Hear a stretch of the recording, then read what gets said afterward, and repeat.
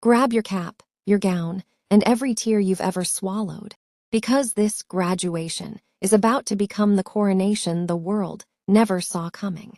Here we go. Harvard University, Tercentenary Theater, May 29th, 11:47 a.m. Blue skies, 7,842 graduates in crimson gowns, proud parents waving signs, the brass band playing Fair Harvard like it's the end of the world. I'm Dr. Valentina, Val Morrow, 28, first gen, full-ride scholarship kid from the South Bronx, summa cum laude in neuroscience, clutching my diploma like it's oxygen. My ex-boyfriend of 3 years, Alexander, Alex Whitmore, 29, legacy admit, C average in economics, trust fund prince, is sitting 2 rows behind me in the graduate section, already drunk on his father's flask of 30-year Macallan. We broke up 6 months ago when he said, "You're too intense for someone who'll never be more than a lab rat." Today he's here because his family donated the new science building, the one with his name on it. The dean begins the individual honors when they call my name. Valentina Morrow, summa cum laude, recipient of the Hoops Prize for Outstanding Thesis, and the 2025 Rhodes Scholarship to Oxford University. The entire theater erupts. My mom screams so loud she drops her phone. My little brother starts jumping like he just won the lottery. I'm crying, shaking, trying to walk to the podium without falling. That's when Alex leans forward, voice low but perfectly audible to the 3 rows around us. "You peaked already, Val. Enjoy your 15 minutes. Laughter from his corner. Phones up. The dean freezes mid-sentence. I stop walking. The entire ceremony goes dead silent. I turn slowly, look Alex dead in the eye, and I smile. Not the good girl smile, the one I use when I'm about to prove the world wrong. I walk straight to the microphone the dean is holding, take it from his hand, and speak. "Thank you, Dean Garber, and thank you, Alex, for that glowing endorsement." I turn to the audience. 4 years ago, the same boy told me I'd never belong at Harvard because I couldn't afford the application fee. Today, Oxford just paid me to belong there. So, cheers to peaking. I raise my diploma like a glass. The entire theater stands, and cheers so loud the brass band can't even play. At the graduation ceremony, my ex whispered, "You peaked already." Then the dean read my award out loud. Harvard Yard, the after-party tent the same evening, 8:12 p.m. The tent is pure magic. Fairy lights in the oaks, champagne towers, the brass band playing pop covers, alumni and parents dancing like it's prom night. I'm in the same crimson gown, diploma in hand, still crying happy tears. The video of Alex's whisper, and my response is at 512 million views. #You peaked already trends worldwide. Alex is trending separately as #Harvard asshole. His family's donation plaque is already being quietly removed from the new building. I'm surrounded by my real family, my mom, my little brother, my professors who believed in me when no one else did. Then the dean finds me. "Valentina," Oxford called. "They saw the video. They want to make you an offer you literally cannot refuse." He hands me an envelope. I open it. Inside, a handwritten letter on Oxford letterhead. "Dear Valentina, your viral moment has done more for first-gen scholars in 6 hours than our outreach program did in 6 years. Effective immediately, we are creating the Valentina Morrow Rhodes Scholarship for first-gen students, funded in perpetuity, and we are doubling your original offer. Full tuition, housing stipend, and a $1 million research grant in your name, starting day 1. Welcome to the family. Warden of Rhodes House." I actually scream. My mom is sobbing so hard she's on the floor. My brother is jumping and yelling, "That's my sister." Harvard Yard, the after-party tent the same evening, 8:12 p.m. The tent is pure magic. Fairy lights in the oaks, champagne towers, the brass band playing pop covers, alumni and parents dancing like it's prom night. I'm in the same crimson gown, diploma in hand, still crying happy tears. The video of Alex's whisper, and my response is at 512 million views. You peaked already trends worldwide. Alex is trending separately as Harvard asshole. His family's donation plaque is already being quietly removed from the new building. I'm surrounded by my real family, my mom, my little brother, my professors who believed in me when no one else did. Then the dean finds me. Valentina, Oxford called. They saw the video. They want to make you an offer you literally cannot refuse. He hands me an envelope. I open it. Inside, a handwritten letter on Oxford letterhead. Dear Valentina, your viral moment has done more for first-gen scholars in 6 hours than our outreach program did in 6 years. Effective immediately, we are creating the Valentina Morrow Rhodes Scholarship for first-gen students, funded in perpetuity, and we are doubling your original offer. Full tuition, housing stipend, and a $1 million research grant in your name, starting day 1. Welcome to the family. Warden of Rhodes House. I actually scream. My mom is sobbing so hard she's on the floor. My brother is jumping and yelling, "That's my sister." The entire tent applauds. The dean raises his glass. To Valentina Morrow, who just proved peaking is a myth. The band drops Sweet Caroline. Every Harvard grad in the tent sings along, arms around each other. Alex is somewhere in the crowd, trying to leave quietly. Security, my security, hired by the dean for safety, escorts him out. The photo of me on stage with the Oxford letter becomes the most shared graduation photo in history. Meanwhile, Alex's family pulls their remaining donations. His father's text to him, leaked by a cousin. You peaked at birth. She's just getting started. Oxford University, Rhodes House. White coat ceremony, September. 1 year after the Harvard graduation. The Great Hall is ancient stone and stained glass. 165 new Rhodes scholars in black gowns. The air thick with history and possibility. I'm standing in line, heart pounding like my first day at Harvard all over again. I'm wearing the short white coat that still smells like fresh cotton and new beginnings. My mom, brother, and abuela are in the front row crying already. Then the warden calls the special acknowledgments. Valentina Morrow, Rhodes Scholar, Hoops Prize winner, creator of the Morrow First Gen Scholarship Fund. The hall inhales as one. I walk to the stage, but I'm not alone. Behind me walks a man in a navy suit, holding a long white coat with my name embroidered in crimson. The warden smiles. We have a tradition at Oxford. The white coat is placed on you by someone who believed in you when no one else did. I turn. It's Dr. Mateo Castillo, the same Mateo from the high school tutoring sessions in the Bronx story. Destiny has a sense of humor. 30, pediatric neurosurgery fellow at Great Ormond Street. The boy who tutored me for free every day after school when Alex was already calling me. Charity case. The boy who wrote me a letter the day I left for Harvard that I never opened because Alex said it was poor kids don't date doctors. He's here. Tall, dark curls, eyes that never stopped believing. He steps forward. The entire hall holds its breath. He unfolds the long white coat, the one that means you're a real doctor now. On the inside pocket, embroidered in gold. For the girl who was told she peaked. You were always the summit. He places it on my shoulders. His hands are shaking. Then he does what no one expects. He drops to one knee in front of Oxford's finest. The entire hall watches. He pulls out the same ring from 4 years ago. The one he bought with his fellowship salary the day I got into Harvard Med.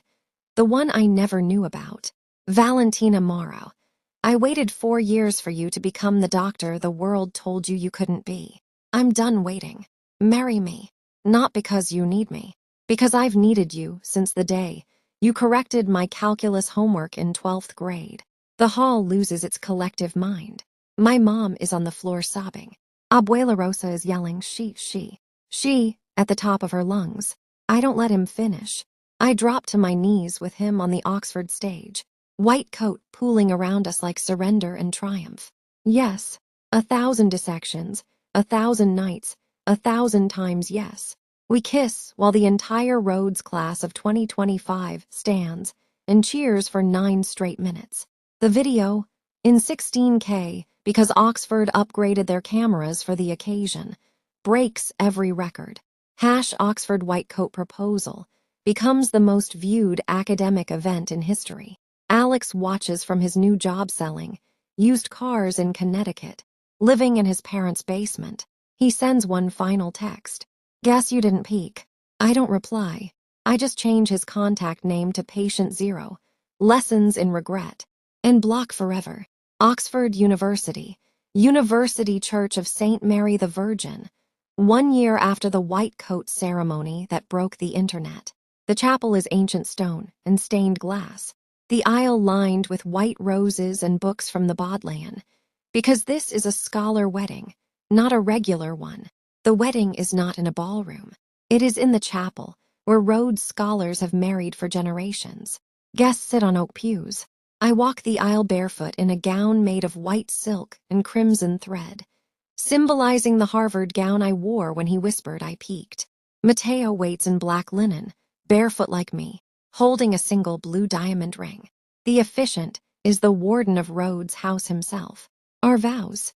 Mateo, I waited my whole life for the woman who could make a brain light up again with her own hands.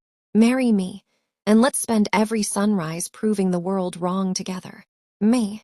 I was told I peaked. You taught me the summit was always higher. Yes, 1,000 dissections, 1,000 nights, 1,000 times yes. We kiss as the bells of Oxford ring out.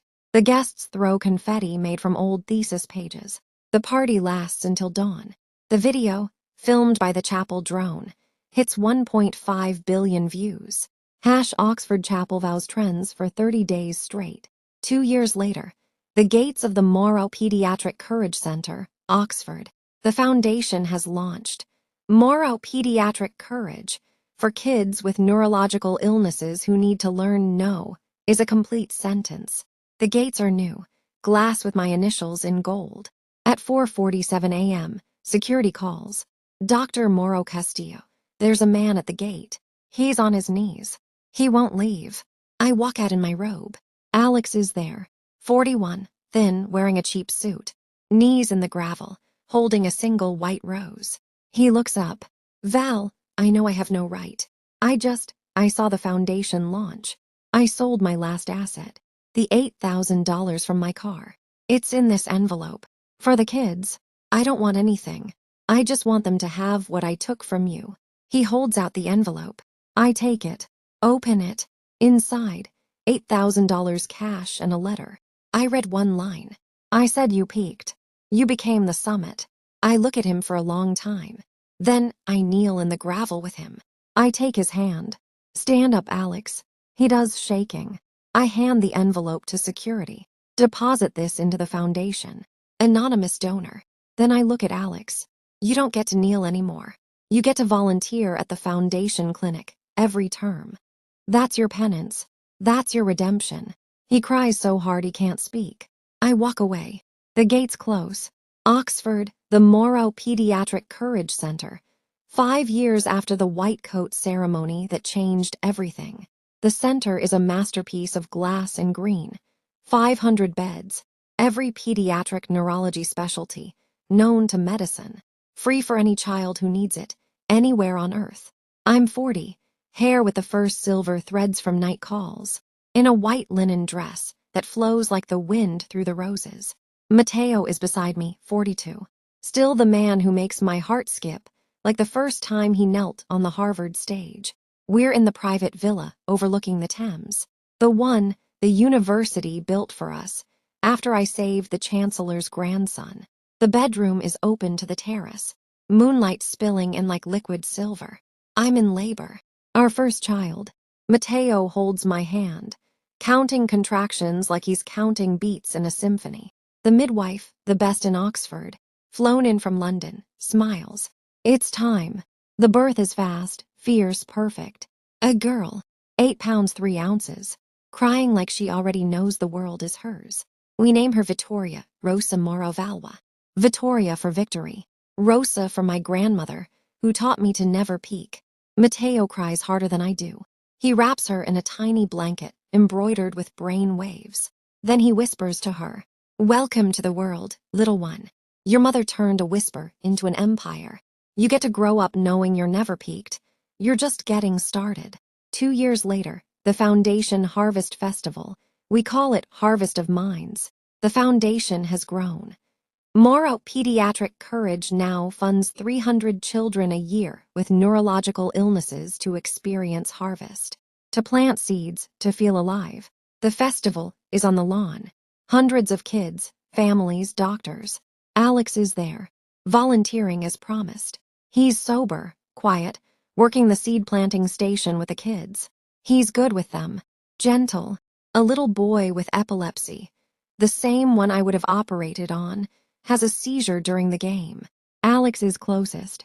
He drops to his knees, performs first aid until the boy stabilizes. The boy's mother sobs in Alex's arms. I watch from the terrace, Mateo's arm around me, Vittoria on his hip, pointing at the balloons. I don't go down. I don't need to. Some redemption happens in silence. Oxford, Moro Pediatric Courage Center rooftop. 30 years after the Harvard whisper that started everything, the sun is rising over the spires of Oxford, painting the sky in colors that look like forgiveness and victory at the same time. I'm 89, hair white as the clouds, still in my white linen dress, because some mornings deserve to feel like a graduation. Mateo is beside me in spirit. He passed peacefully 8 years ago, holding my hand, whispering, "You were always my miracle," until his last heartbeat. The rooftop is filled with 20,000 people. Every child we ever saved, now doctors, parents, grandparents, every doctor we ever trained, every family who ever said Amen when medicine said, impossible. At the graduation ceremony, my ex whispered, "You peaked already." Then the dean read my award out loud. Our granddaughter, Vittoria Rosa, 30, pediatric neurosurgeon, my successor, stands center stage. She is the mirror image of me at that age, only taller, fiercer, kinder. She raises the microphone. 30 years ago, my grandmother was told she had peaked at her own graduation. Tonight, the entire world celebrates the woman who became the reason millions of children still have tomorrows. Nana, the stage is yours one last time. She steps aside. I walk forward slow, with Vittoria's arm in mine. The crowd rises. I do not speak long. My voice is soft, but the microphones carry it to every corner of the planet, because the gala is live-streamed to every hospital in the network. 30 years ago, a boy whispered I had peaked. Tonight, 20,000 miracles stand here, because I became the climb in the best way. By choosing myself, by choosing love that ascends instead of descends, by choosing children who needed someone to believe they could reach higher. This center is not mine. It is theirs, and it will never end. Because love, when it refuses to be limited, becomes the loudest heartbeat the world has ever known. Amen. 20,000 voices answer. Amen. Then the final miracle. A man walks slowly from the back, leaning on a cane. Alex, 63, alone, wearing a simple linen shirt, eyes down. He stops at the altar, looks at me, bows deep complete, then places a single white rose on the dedication plaque. He speaks, voice breaking. I came to say Amen, and to thank the woman who taught me, too late, what peaking really means. He turns and walks away into the sunrise. No cameras follow. Some endings are private. The crowd lights 20,000 candles. The sunrise becomes a sea of fire and light. And the girl who was once told she had peaked becomes the reason the entire world learned how to keep climbing. What did you think of Val's story? Did the "you peaked already" whisper give you chills? Did the Oxford letter make you scream? Did the final Amen destroy you in the best way? Drop your city, your 0, 10, and tell me in the comments. What peaked moment would you turn into your forever? And if this story made you feel seen, made you cry, made you believe in second chapters, hit that subscribe button right now, turn on the bell, and join the family that knows you're never peaked. You're just getting started. Because every week we tell another story of a woman who refused to be less. You don't want to miss the next one.